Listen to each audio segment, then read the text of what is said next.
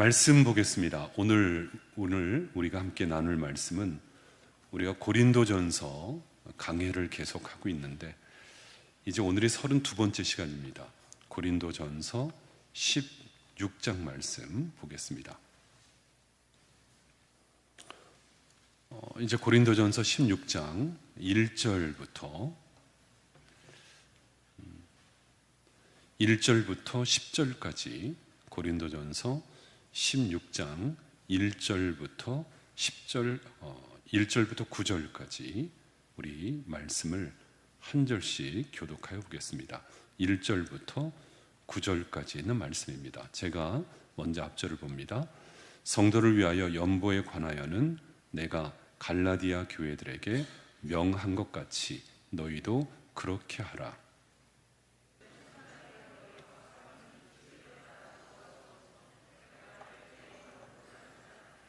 내가 이를 때에 너희가 인정한 사람에게 편지를 주어 너희의 은혜를 예루살렘으로 가지고 가게 하리니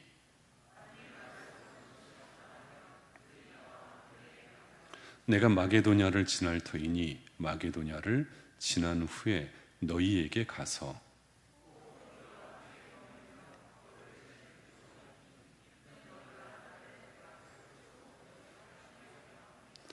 이제는 지나는 길에 너희 보기를 원하지 아니하노니 이는 만일 주께서 허락하시면 얼마 동안 너희와 함께 머물기를 바람이라. 9절 다 같이 봅니다. 내게 광대하고 유효한 문이 열렸으나 대적하는 자가 많음이라. 아멘.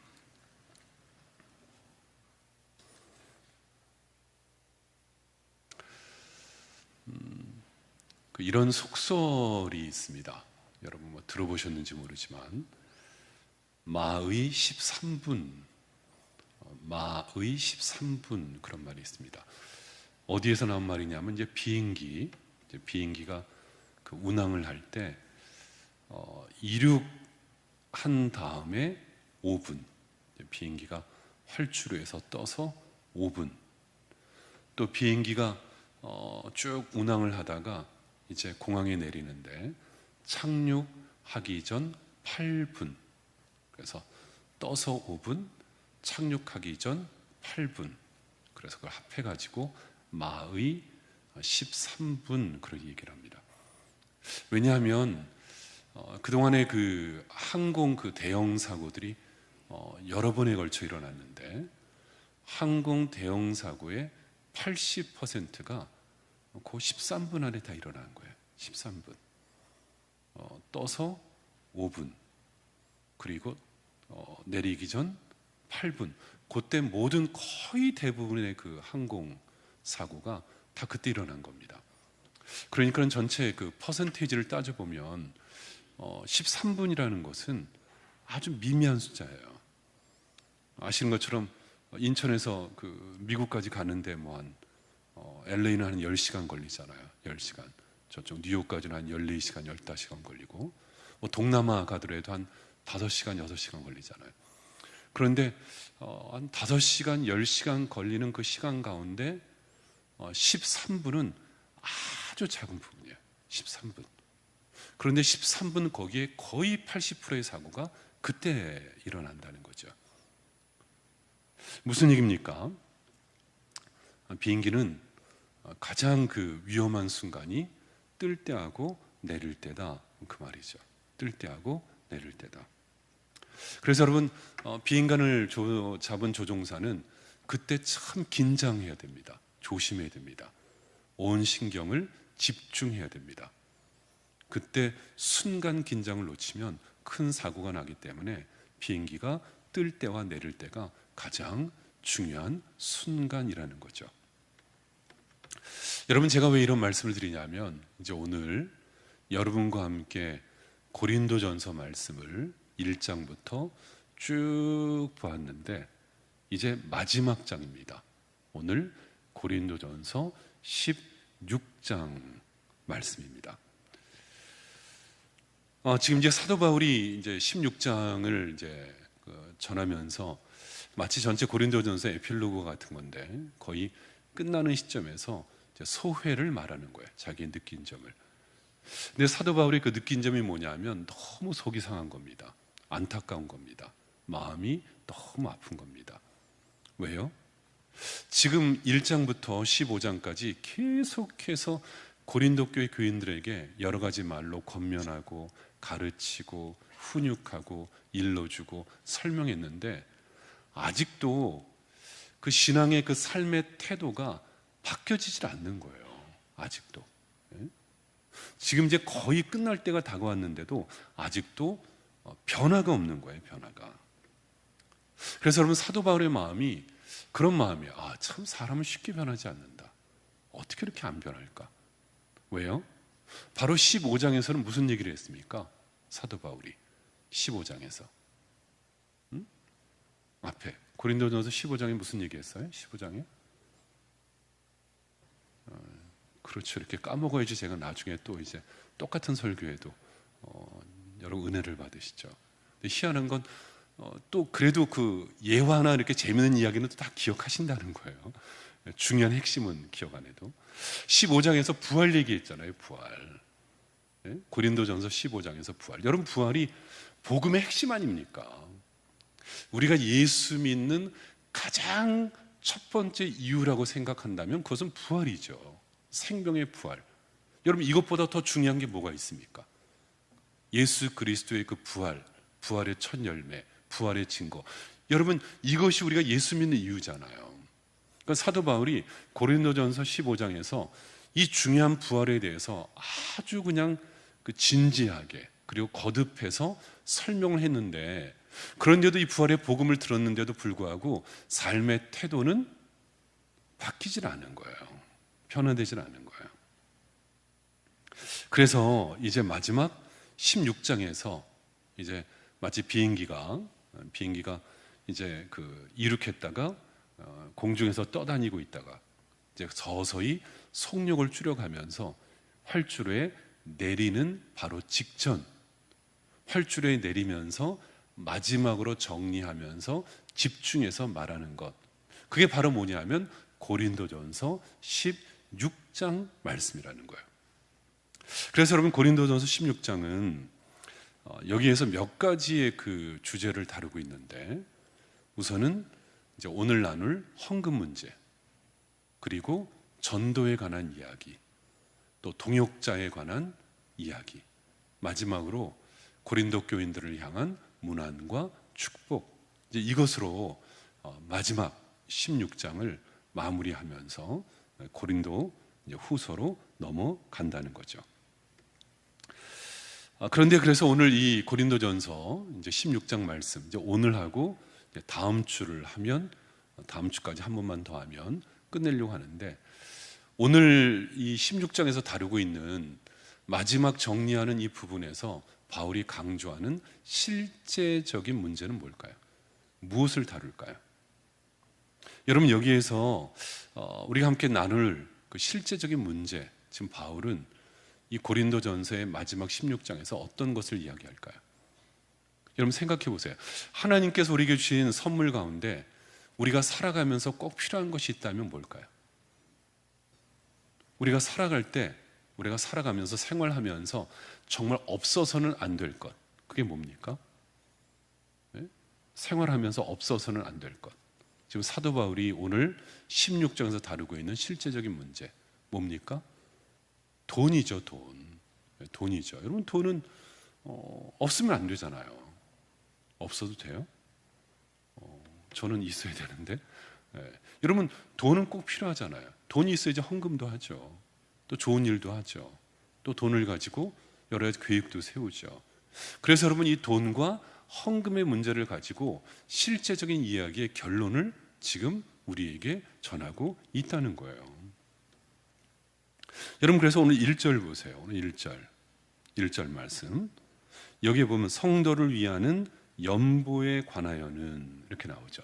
연보에 관하여는.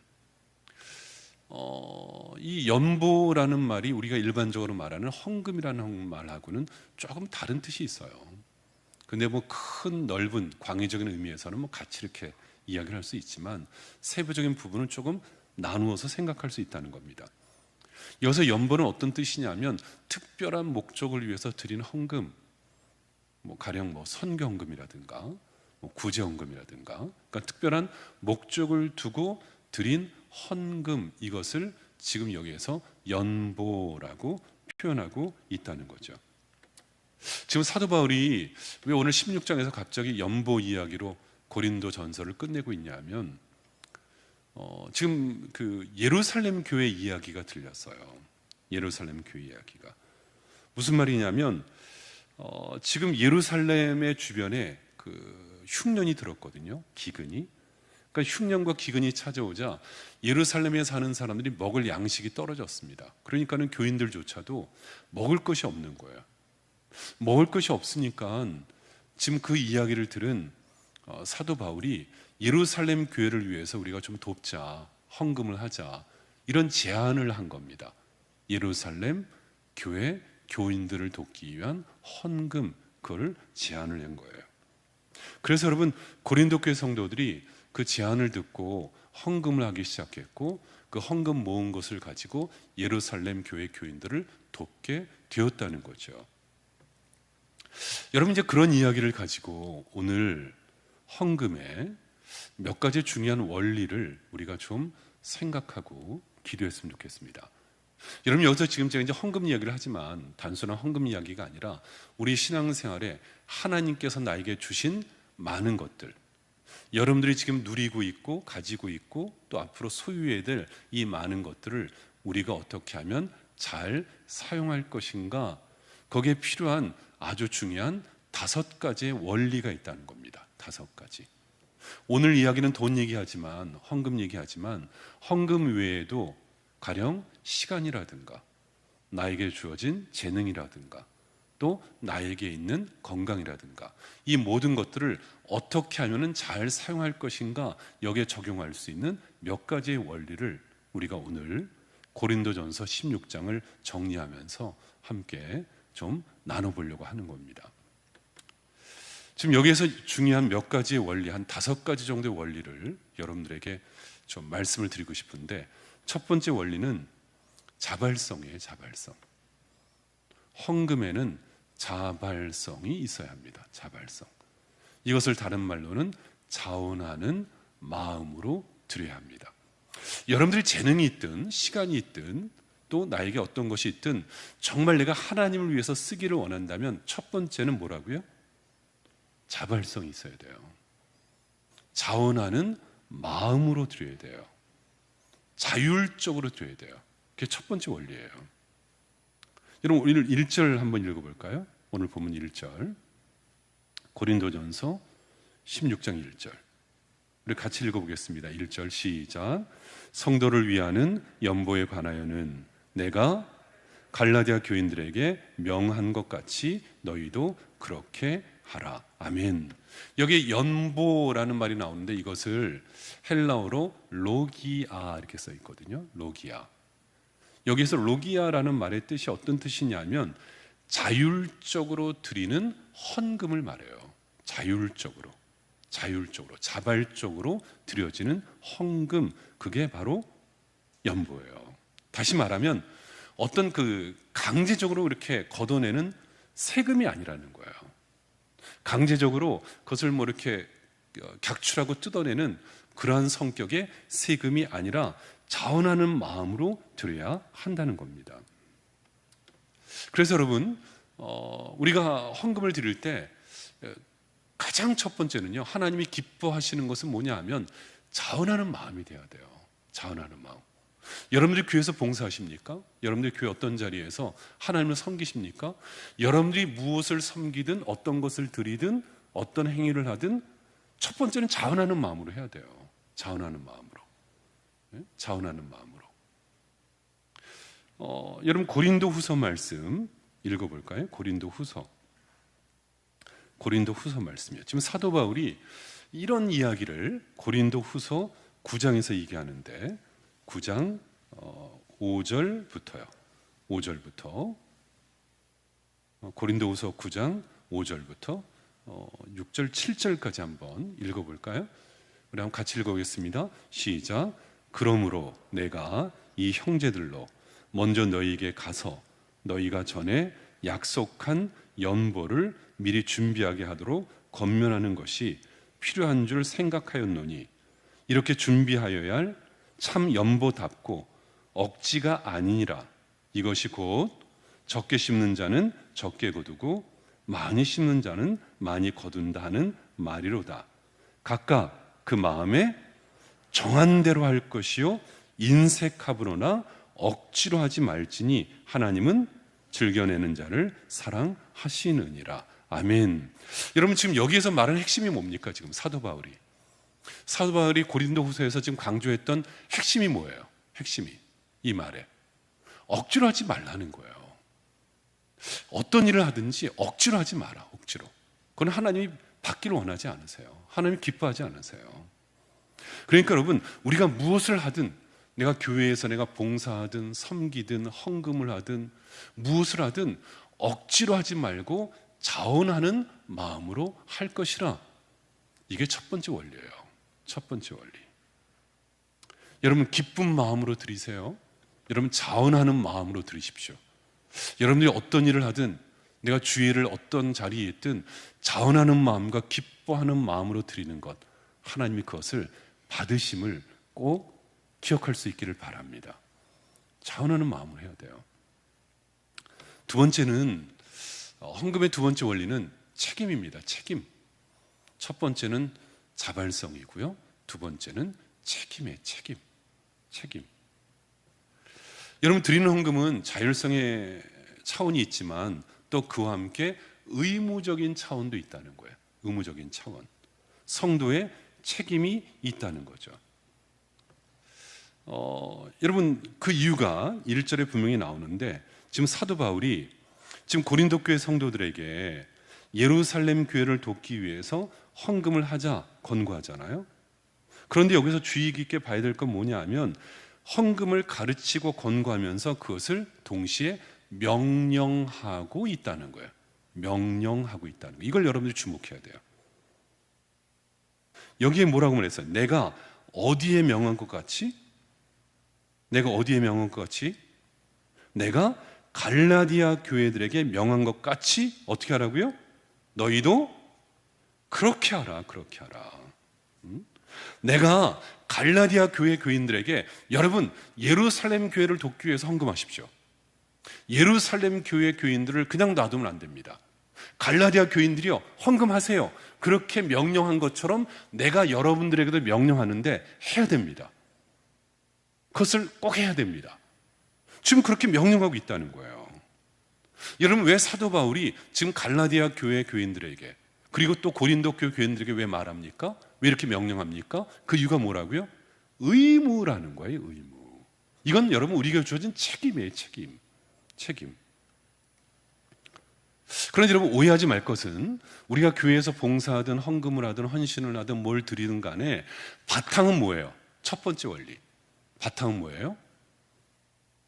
자원하는 마음으로, 사랑하는 마음으로, 기쁨으로, 그리고 그 이후에 책임의식을 가지고 하는 거예요. 책임의식을 가지고. 여러분, 가정 이야기를 해볼까요? 가정에서 부부가 있습니다. 가족 간의 관계도 그렇잖아요. 부부가 서로 간의 사랑과 신뢰의 관계로 섬기죠. 부부가 사랑과 신뢰의 관계로 섬기고 또 서로를 위해서 배려하고 사랑하죠. 그런데 여러분, 그러한 사랑과 섬김 가운데 또 한 가지 뭐가 있냐면 의무와 책임도 있어요. 의무와 책임. 다시 말하면 의무와 책임으로 부부관계가 이루어지면 이건 진정한 부부가 아니죠. 참 딱하죠. 너무 차갑죠. 그리고 진짜 부부라고 말할 수 없죠. 그러니까 진정한 부부는 사랑과 기쁨으로 서로를 섬기고 서로를 위해서 최선을 다하지만 그와 동시에 의무와 책임도 감당해야 돼요. 남편으로서, 가장으로서 의무와 책임을 감당해야 돼요. 그러니까 먼저는 자발성이고 먼저는 사랑이고 기쁨이지만 그 다음에 따라오는 게 뭐라고요? 책임을 져야 돼요. 책임을. 여러분, 책임을 져야 돼요. 성도로서의 책임의식이 있어야 돼요. 그래서 우리 공동체에 어떤 일이 있거나 어떤 문제가 있거나 해결해야 될 어떤 큰 일을 앞두면 함께 책임의식을 가져야 돼요. 책임의식을. 그게 공동체예요. 자원하는 마음과 책임의식 말이죠. 다시 말하면 여러분, 우리가 헌금은, 하나님 앞에 드리는 헌금은 옵션이 아니래도요. 옵션이. 내가 신앙생활 하면서 하나님 앞에 헌금을 한다, 그건 선택의 문제가 아니래도요. 해도 되고 안 해도 되고의 문제가 아니라 이것은 당연히 해야 돼요. 당연히. 명령이에요. 명령. 이건 책임으로 해야 돼요. 책임으로. 그러니까 순종해야 되죠. 왜 여러분 이런 이야기를 제가 강조하냐 하면, 예를 들어 볼게요. 하나님께서 그 엘리야를 그 사르밧 과부에게 보냈습니다. 사르밧 과부에게. 기억나세요? 하나님께서 엘리야를 사르밧 과부에게 보내서 무엇을 그 명령을 하시냐면, 사르밧 과부에게 집에 있는 그 밀가루, 이 사르밧 과부가 되게 가난했거든요. 진짜 아주 막 찢어지게 가난해서 먹을 것도 없고 제대로 양식도 없는 그런 집인데, 마지막 남은 밀가루와 그리고 기름을 가지고 떡을 만들어서 갖고 오래요. 하나님께서 엘리야에게 그걸 명령한 거예요. 사르밧 과부에게 가서 마지막 남아있는 밀가루를 팍팍 긁어가지고 그 밀가루에 기름을 섞어서 떡을 만들어서 가져오게 해라. 여러분 같으면 그 과부에게 가서 그렇게 말할 수 있겠어요? 과부에게? 말할 수 있어요, 여러분? 저 같으면 말 못할 것 같아요.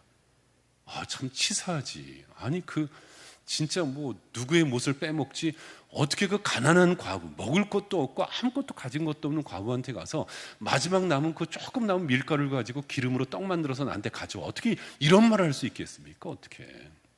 창피하죠. 그렇게 말할 사람이 어디 있어요? 그러니까 여러분, 엘리야는 그것을 인간적인 생각으로는 거부할 수 있고 인간적인 생각으로는 차마 말할 수 없지만, 하나님의 뜻이 분명히 있었음을 믿었기 때문에 그 과부에게 말했어요. 가져오라. 왜요? 여러분, 그렇게 함으로써 하나님의 축복이 그 가정에 임함을 엘리야는 분명히 보고 믿었다는 거예요. 하나님의 계획, 하나님의 축복이 거기에 있음을 믿었기 때문에 그렇게 명령할 수 있었다는 거죠. 여러분, 하나님께 드리십시오. 자원하는 마음으로 드리시고 책임으로 드리셔야 돼요. 의무로 드리셔야 돼요. 이거 하나님께서 하신 명령이에요. 자원하는 마음과 책임과 의무로 드려라. 그래서 여러분, 성도들에게 여러분 제발 헌금 좀 해주세요 이렇게 호소하지 않았어요. 제발 헌금 좀 해주세요 이렇게 호소하지 않고, 내가 갈라디아 교회 교인들에게 명령한 것처럼 여러분들에게도 명령하는데 하셔야 됩니다. 드리십시오. 지금 마지막 16장을 끝내면서 사도 바울이 그 이야기를 하고 있는 까닭이 거기에 있다는 거죠. 세 번째 원리는 중단 없어야 합니다. 중단이 없어야 합니다. 정기적으로 해야 됩니다. 규칙적으로 해야 됩니다. 꾸준히 해야 됩니다. 내가 봉사합니다. 내가 섬깁니다. 내가 충성합니다. 또한 오늘 말씀처럼 헌금합니다. 여러분, 꾸준히 하셔야 돼요. 정기적으로 하셔야 돼요. 중단 없이 규칙적으로 하셔야 돼요. 자, 여러분 2절 말씀이요. 2절 말씀 읽어볼까요? 2절 말씀, 오늘 본문 2절 다 같이 읽습니다. 매주 첫날에 너희 각 사람이 수입에 따라 모아두어서 내가 갈 때에 연보를 하지 않게 하라. 아멘. 자, 여기 헌금을 이제 규칙적으로 모아서 드리라는 건데, 어떻게 모으라고요? 언제마다 모으라고요? 어떻게 모으라고 그랬어요? 언제? 매주 첫날에. 매주 첫날에 너희 각 사람이 수입에 따라 모아두어서 첫날에 모아두어서 매주 첫날, 매주일 첫날에 모아두라고 그랬어요. 여러분, 왜 하필이면 매주일, 매주 첫날에 이것을 모아두어서 드리라고 말했을까요? 매주일 첫날에. 그렇게 한 이유가 뭘까요? 바로 매주일 첫날, 바로 안식 후 첫날이 바로 한 주가 시작되는 날이기 때문에 그런 거예요. 한 주가 시작되는 첫날이기 때문에. 안식 후 첫날 주일이 바로 모든 날의 첫날이기 때문에 그런 거예요. 여러분 아시죠? 여러분 집에 있는 달력들을 보시면 달력의 요일 가운데 가장 첫 번째 요일이 뭡니까? 여러분 달력의 첫 번째 요일이 무슨 요일이에요? 첫 번째 요일이 달력도 안 보세요? 달력의 첫 번째 요일이 뭐예요? 첫 번째 요일이 맞아요, 여러분. 여러분 그런데 우리는요 그냥 보통 뭐라고 생각하냐면 월요일이 첫 번째 요일이라고 생각해요. 월요일 아니에요. 달력 보면은요 일요일, 주일이 첫 번째 날이에요. 월, 화, 수, 목, 금, 토, 일로 끝나는 게 아니라 일, 월, 화, 수, 목, 금, 토예요. 주일이 여러분 모든 날의 첫날이에요. 주일이 안식 후 첫날 주일이 첫째 날이에요. 첫째 날. 그러니까 여러분 주일 첫날에 초대교회 교인들이 함께 모였어요. 주일 첫날에 모여서 하나님께 예배드렸어요. 주일 첫날에 모여서 함께 떡을 뗐어요. 또 주일 첫날에 모여서 하나님 앞에 그 헌금을 규칙적으로 하나님 앞에 드리라고 말하고 있는 거예요. 그러면 왜 정기적으로 규칙적으로 이 첫날 매주 첫날에 모아서 드리라고 말했을까요? 그 이유는 뭘까요? 그것은 우리의 헌신의 표현이 거기에 담겨 있다는 거죠. 헌신의 표현이. 무슨 말이에요? 여러분, 내가 정말 하나님을 사랑한다? 내가 진정으로 하나님을 내가 사랑하고 진심으로 내가 하나님을 높이며 살기를 원한다? 그것은 무엇으로 나타나냐 하면 규칙적으로, 정기적으로, 중단 없이 꾸준히 할 때 아, 진짜 사랑하는구나. 그것을 알 수 있다는 거예요. 그것을. 다른 날은 그냥 개차반으로 살고 다른 날은 지멋대로 살다가 뭐 한 번 건수 있으면 아, 내가 이때 주님 위해서 살아야지. 내가 주님 위해서 앞에 내가 좀 돌아와야지.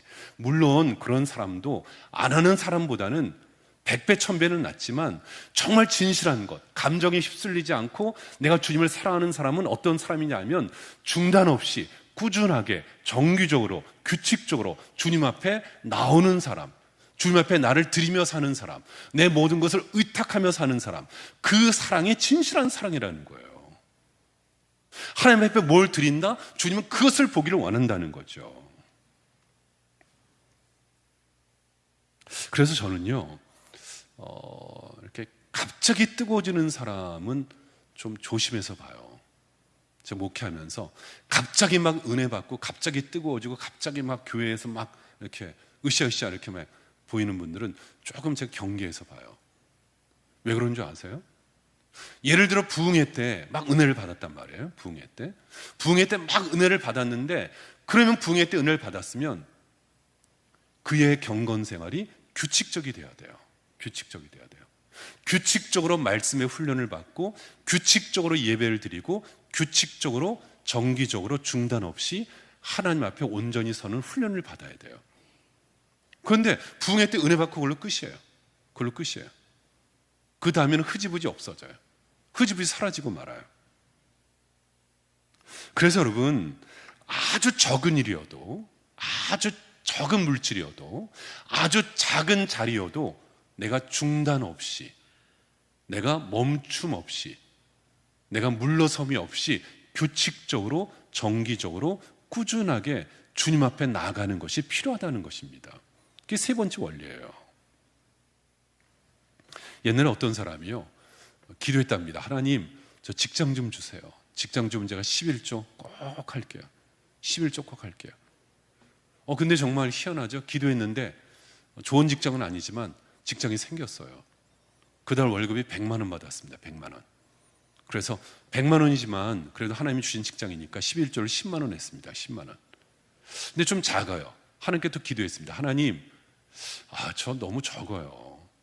저한테 좀 더 좋은 직장 주셔서 월급 좀 후하게 주는 대로 옮기게 해주세요. 근데 놀랍게 진짜 또 새로운 직장이 열렸어요. 거기는 월급이 300만 원이에요. 그러니까 11조를 또 해야죠. 기도응답 들어주셨으니까. 그러니까 30만 원 했어요. 그런데 재미가 느껴진 거예요. 야, 기도 안 들어주시네. 하나님, 저 연봉 좀 높여주시고 월급 좀 높여주세요. 300만 원이 아니라 더 많이 해주시면 제가 꼭 11조 할게요. 그래서 월급이 500만으로 올라갔어요. 11조 얼마야 하죠? 50만 원. 그런데 50만 원 했어요. 그런데 월급이 1,000만 원이나 이제 1,000만 원. 그런데 1,000만 원이니까 또 11조 얼마 해야 돼요?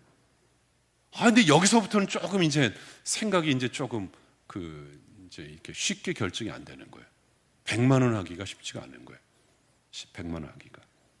근데 그날 밤에 꿈을 꿨는데 꿈속에서 하나님이 나타나셔서 그랬대죠. 야, 100만 원 11조 하려니까 힘드냐? 그렇게 힘들어? 어렵겠어? 정 어려우면 옛날 10만 원 했던 시절로 내가 돌아가게 해줄게. 10만 원 했던 시절로 돌아가게 해줄게. 여러분, 우리의 신앙이요, 정말 하나님 앞에 인정받는 신앙이라면 규칙적으로 하셔야 돼요. 중단 없이 해야 돼요. 꾸준히 해야 돼요. 순간 반짝반짝거리는 것은 누구나 할 수 있어요.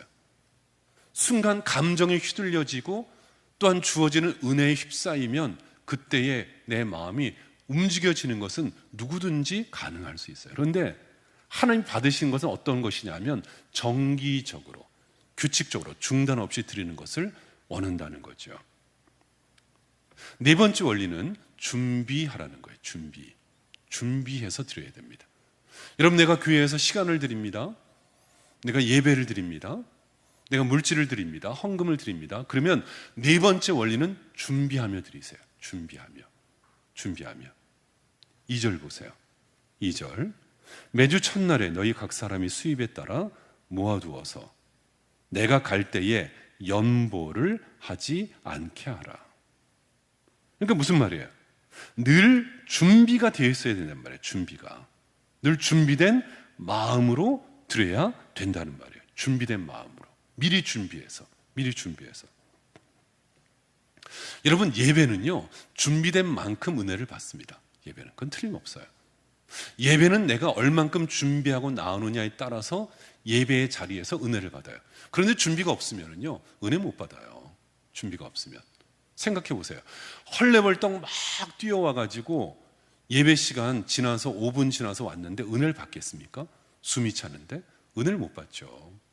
어떤 분은요, 꼭 오시면 찬송가 다 끝나고 설교할 때 들어오시는 분도 있어요. 설교할 때 들어오는 분도 있어요. 또 어떤 분은 예배 다 끝나고 설교 끝나면 축도하기 전에 나가는 분이 있어요.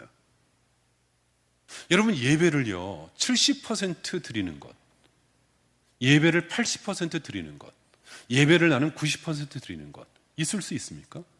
예배는 100%입니다. 100%.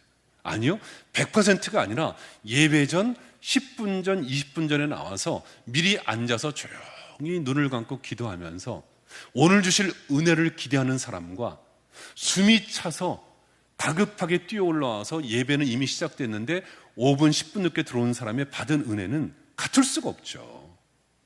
그렇잖아요. 어떻게 같겠습니까? 여러분, 모든 것이 마찬가지입니다. 내가 하나님 앞에 어떻게 준비돼서 드리느냐. 물질도 마찬가지예요. 제가 지금 드린 이야기는 물질의 양, 물질의 크기를 말하는 게 아니라 작은 물질이어도 내가 하나님 앞에 정말 준비된 마음으로 드려지는 것, 준비된 마음으로 드리라는 거예요. 준비된 마음으로. 그것을 하나님이 기뻐하신다는 거죠. 이제 마지막 5번째 원리가 있습니다. 마지막 5번째 원리는 은혜로 드리십시오. 은혜로. 여러분, 은혜로 드리세요. 여러분, 하나님 앞에 내 시간을 드리길 원하십니까? 내가 섬기고 봉사하길 원하십니까? 여러분들이 헌금하십니까? 그러면 마지막의 결론은 은혜로 드려야 돼요. 은혜로. 여러분들 은혜로 주님 앞에 나를 드려야 돼요. 내가 찬양대를 씁니까? 내가 교회에서 어떤 봉사직을 얻었습니까? 내가 주님께 주시는 그 시간을 가지고 내가 교사로 쓰임받고 있습니까? 내가 하나님 앞에 오늘 헌금을 드렸습니까? 그러면 내 마음에 마지막에 있는 마음은 은혜로다. 하나님의 은혜로다. 하나님의 은혜가 너무 감사하다. 이렇게 은혜로 나가셔야 돼요. 은혜로. 여러분, 혹시 여러분 가운데 그런 분 있어요? 헌금하는 것을 마치 인심 쓰듯이, 하나님께 내가 인심을 쓰듯이, 하나님, 제가 오늘 좀 헌금 좀 가져왔어요. 요즘 뭐 교회가 재정이 어렵다면서요. 제가 오늘 좀 재정 어려울 것 같아갖고 좀 제가 조금 더 헌금해요. 여러분, 마치 내가 교회 선심을 쓰듯이, 인심을 쓰듯이 드리는 게 그거 헌금 아니에요. 헌신 아니에요. 만일 여러분들이 그렇게 드리는 게 헌금이고 헌신이라면 담임 목사인 제가 어떻게 해야 됩니까? 여러분들에게 어떻게 해야 될까요? 그럼 제가 저 앞에 연복교 앞에 서서 헌금 드리는 거 앞에 서서 제가 인사해야 돼요. 아유 감사합니다. 오늘도 이렇게 헌금 아유 감사합니다. 다음 주엔 더 많이 가져올 줄로 제가 믿고 또 감사합니다. 아이고 오늘은 또 2배 갖고 오셨네. 감사합니다. 여러분 제가 여러분들 헌금할 때 인사해야 돼요? 저기 서서? 올해 2020년도, 2021년도에 헌금 가장 많이 하신 분 불러서 제가 박수 쳐주고 그분 모시고 식사하고 아유 참 감사합니다. 헌금 이렇게 많이 주셔서 정말 감사합니다. 제가 잊지 않겠습니다. 그렇게 해야 돼요? 여러분 그렇게 안 하는 이유가 뭔지 아세요? 하나님께 드린 거예요. 하나님께. 하나님의 은혜에 너무 감사해서 그 은혜를 생각하면 내가 견딜 수가 없어가지고 그 하나님 앞에 은혜로 드린 거예요. 은혜로. 사람에게 준 게 아니에요. 사람에게 칭찬받고 사람에게 인정받으려고 사람 앞에 드린 게 아니에요.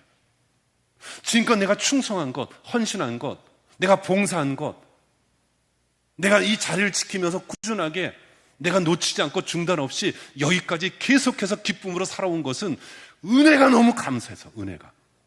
하나님의 은혜가 너무 감격이 되어서 내가 오늘도 드리고 싶고 또 드리고 싶고 또 쓰임받고 싶은 거예요. 그런 마음으로 드려야 돼요. 그런 마음으로. 여러분 그래서 3절 보세요. 오늘 3절에 보면 사도 바울이 그래서 아주 독특한 표현을 하고 있는데 3절 말씀이요. 같이 읽어볼까요? 3절 시작. 내가 이럴 때에 너희가 인정한 사람에게 편지를 주어 너희의 은혜를 예루살렘으로 가지고 가게 하리니. 아멘. 여러분 여기 주목해서 보세요. 지금 여기에서 지금 사도 바울이 고린도 교회 교인들이 모은 헌금을 내가 가지고 가는데 지금 여기에 뭐라고 표현했냐면 사도 바울 내가 너희가 드린 헌금을 모아서 간다. 그렇게 말하지 않았어요. 뭐라고 표현했어요? 뭘 가지고 간다고 그랬어요? 내가 지금 너희가 드린 헌금을 가지고 간다 그렇게 말하지 않고 사도 바울이 뭐라고 썼어요? 너희의 은혜를 예루살렘으로 가지고 가게 하리니. 너희의 은혜를 가지고 간다. 너희의 은혜를. 너희가 하나님 앞에 은혜로 고백하며 은혜로 드린 그 은혜의 선물을 가지고 내가 가기를 원한다. 그렇게 말하고 있는 거예요. 여러분 그러므로 헌금은 뭡니까? 은혜입니다. 헌금은 은혜예요. 중요한 말이에요. 여러분 헌신이 뭡니까? 은혜예요. 참 은혜예요. 내가 하나님 앞에 이렇게 쓰임 받는 게 은혜예요. 은혜. 내가 오늘도 하나님 앞에 헌금을 드릴 수 있다는 게 은혜예요. 너무 귀한 은혜예요. 이것을 깨닫는 사람은 내가 주님 앞에 쓰임 받는 게 너무 기뻐요. 너무 기뻐요. 오늘 이 시간 동안에 내가 하나님 앞에 드릴 수 있는 게 너무 기쁘고 내가 하나님 앞에 내 물질로 드릴 수 있다는 게 너무 감사하고 너무 기쁜 거예요. 왜요? 은혜니까. 은혜니까.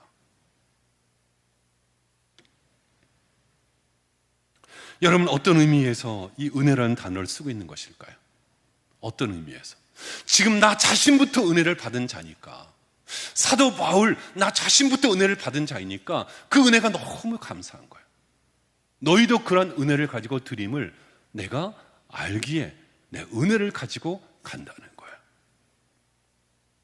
여러분 오늘 이 자리는 저와 여러분들이 하나님 앞에 먼저 은혜 받은 자임을 꼭 믿으시기를 바랍니다. 오늘 이 자리에 있다는 게 은혜입니다.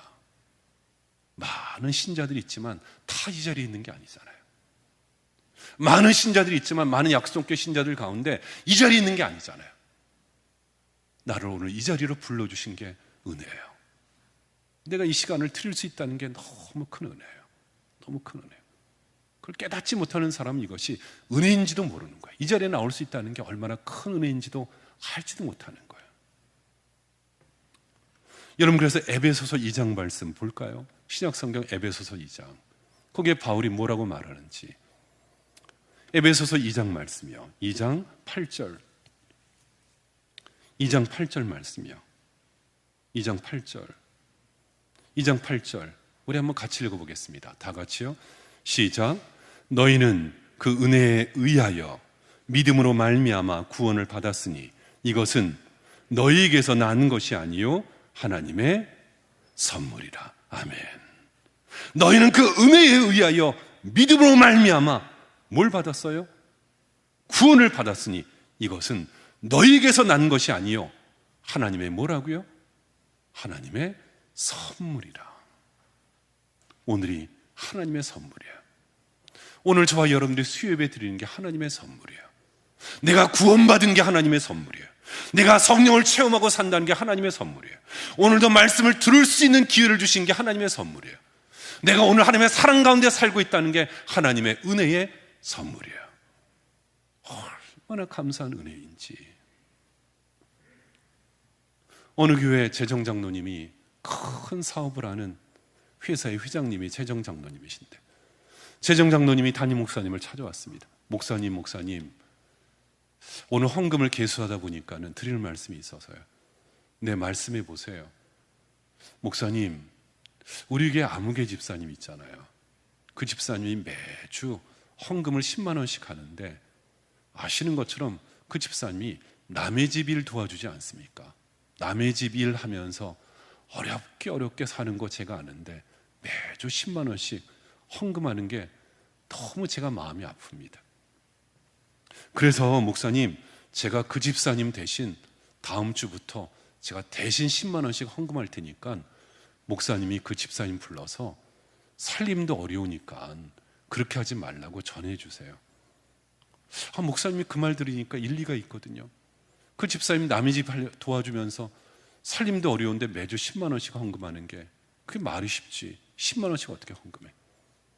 그 목사님이 집사님 불렀어요. 집사님, 어떤 장로님이 집사님 대신 헌금을 내준다고 하니까, 집사님 이름으로 내준다고 하니까 다음 주부터는 헌금 그렇게 하지 마세요. 그냥 집사님 조금만 해도 돼요. 그 이야기를 집사님이 듣는데 갑자기 막 목 놓아 울더래요. 목 놓아 울면서 그 집사님이 그러더래요. 목사님, 제가 비록 남의 집 일 도와주는 그런 일을 하고 있지만 제가 지금까지 하나님의 은혜에 감사해서 매주 헌금하면서도 너무 기뻤는데, 은혜에 감사해서 헌금하는 게 너무 기뻤는데 그 기쁨마저 뺏어가면 나는 어떻게 삽니까? 그 기쁨마저 뺏어가면. 목사님이 그 집사님 말을 듣고 하나님 앞에 회개했대요. 사람의 마음하고 성령이 주신 하나님의 마음하고 틀린데. 여러분, 우리가 무슨 일을 하든 어떤 일을 하든, 내가 헌금을 하든 헌신을 하든 봉사를 하든 내가 어떤 자리에 있든 하나님의 은혜의 빚진 자로서 그 일을 꼭 감당하면 좋겠어요. 여러분들이 내가 이걸 해준다, 내가 도와준다, 내가 의무로 한다, 내가 직분 맡았기 때문에 한다, 그게 아니로 은혜의 빚진 자로. 우리가 하나님 앞에 얼마나 큰 은혜에 빚져서 살고 있습니까? 여러분, 잊지 맙시다. 은혜의 빚진 자로 삽시다. 은혜의 빚진 자로 주님 위해서 살아갑시다. 은혜의 빚진 자로 나를 드리며 삽시다. 오늘 말씀 한 가지만 드리고 마칠게요. 선한 목자 교회 담임이신 유기성 목사님이 쓴 책이 있는데, 나는 죽고 예수로 사는 사람, 그런 제목의 책이 있어요. 나는 죽고 예수로 사는 사람. 유기성 목사님의 책에 이런 이야기가 나와요. 유기성 목사님이 성경 공부를 하기 위해서 한 20명을 모았습니다. 20명 있는 그 성경 공부하는 그 교인들하고 같이 공부를 하다가 이런 얘기를 했대요. 여러분, 지갑 갖고 오셨죠? 지갑 다 꺼내보세요. 그래서 20명이 다 지갑을 꺼냈대요. 가방을 열었대요. 목사님이 그렇게 물었답니다. 자, 여러분의 지갑, 여러분의 가방은 누구 거죠? 여러분의 지갑과 가방은 누구 거죠? 그랬더니 10명 가운데 거의 대부분이 주님 것입니다, 하나님의 것입니다, 거의 대부분이 그랬대요. 그런데 한 2명 정도는 대답을 안 하더래요. 아마 그런 마음이겠죠. 주님 것입니다, 하나님의 것입니다. 그러면 그 돈 하나님께 바치세요, 하나님의 것이라면서 하나님께 드리세요, 그럴까 봐 그랬는지 아무 얘기 안 하대요. 2명이.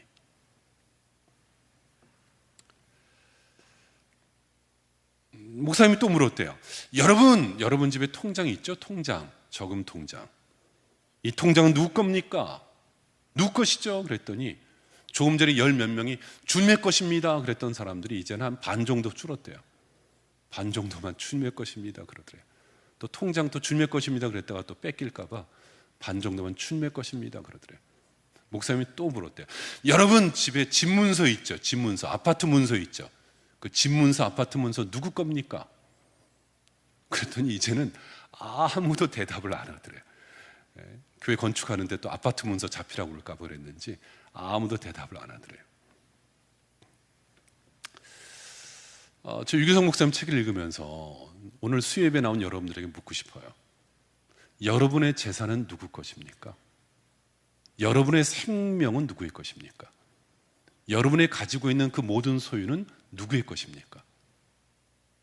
여러분들 스스로 한번 마음으로 대답해 보세요. 내 소유, 내 물질, 내 돈, 내 통장, 내 모든 것 다 누구의 것입니까? 여러분들이 만일 전부 하나님의 것입니다 이렇게 대답하면 하나님이 또 가져가시면 어떡할까 걱정돼요. 여러분 그러면 여러분이 상당히 좀 우둔하신 거예요. 하나님은 그런 분이 아니에요. 하나님이 여러분들한테 허락받고 가져갑니까? 여러분 하나님이 그런 분 아니세요. 하나님은 허락받지도 않고 그냥 가져가세요. 그냥 하나님은 마음만 먹으면 그냥 가져가세요. 굳이 여러분들한테 야, 네 통장, 네 지갑, 네 집, 네 가지고 있는 거 다 누구의 거니? 물어본 다음에 가져가는 분이 아니에요. 하나님 절대로 이건 안 돼요. 못 가져가요. 그래도 하나님이 마음 먹으면 다 찾아가시는 거예요. 우리는 잠시 갖고 있는 거예요. 뭐든지 잠시. 여러분들이 가지고 있는 모든 소유, 심지어는 나의 생명조차도 잠시 가지고 있는 거 다 하나님의 것이에요. 여러분 그러면 오늘 고린도전서 16장을 마치면서 우리가 무엇을 생각해야 된다고요? 어떻게 생각해야 된다고요? 나의 시간, 나의 생활, 나의 건강, 내 소유, 물질, 돈. 여러분 기쁨으로 드리며 삽시다. 기쁨으로. 정말 하나님이 원하시는 그 영광을 위해서 기쁜 마음으로, 자원하는 마음으로 드리며 삽시다. 때로는 그게 의무고 책임이라 할지라도 그 명령 앞에 여러분 순종합시다. 그리고 여러분 중단 없이 작은 거여도 내가 작은 자리, 작은 시간이지만은 꾸준하게 포기하지 말고 중단 없이 성심으로 내 진실한 마음으로 내가 드리며 삽시다. 마지막으로 은혜입니다, 여러분. 내가 이렇게 쓰임 받는 것, 이 자리에 있다는 것, 내가 드릴 수 있다는 것, 이 모든 게 다 은혜입니다. 우리가 은혜로 살고 은혜로 드리며 주께 영광 올려드리는 우리의 모든 성도, 우리 모두가 되시기를 주의 이름으로 축원합니다. 기도합니다. 아버지 하나님, 사도 바울이 안타까운 마음으로 부활을 이야기하고 주의 진리와 구원을 얘기했지만 저희의 생활과 삶의 변화가 없음을 안타까이 여기며 오늘 이 말씀을 주셨습니다. 주님, 내 소유, 내 모든 것, 내가 가지고 있는 이 적은 물질이어도 주님을 위해서, 주의 영광을 위해서, 주의 나라를 위해서 기쁨으로 쓰임받는 우리 모두가 되게 하여 주시옵소서. 예수님의 이름으로 기도하옵나이다. 아멘. 우리 말씀을 기억하시면서 함께 찬양하겠습니다. 주님, 내가 여기 있사오니 나를 보내소서, 나를 받으옵소서. 주님께 드립니다. 우리 함께